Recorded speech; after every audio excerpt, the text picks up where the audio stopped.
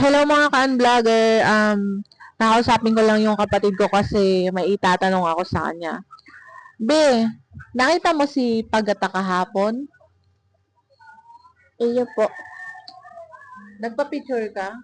Opo. Anong masasabi mo ngayon kay idol mong Pagatak? Pogi. Tapos, Mabait. tapos, kaya nagpa-picture ka kahapon. Ikaw naman, ito naman si Ana. Anong masasabi mo kay idol Pagatak? Mabait. Masaya. Tapos, Yun lang. yun lang. Yung pakita mo kay idol Pagatak, nagulat ka? Opo. Ikaw, di naman. Dito ka dali. Opo. Di ba idol mo si Pagatak?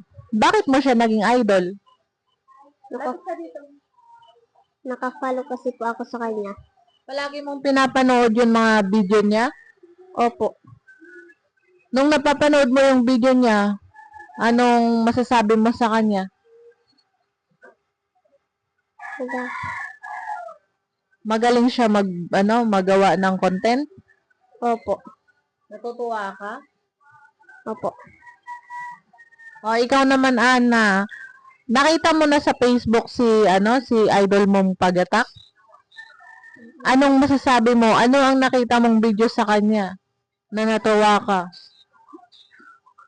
Mabait. Nakita mo siya? Ayun, mabait nga.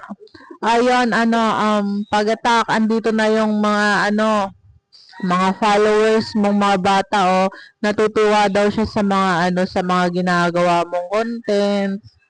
Ayan, mag-hi na kayo kay idol mong Pagatak. Dali.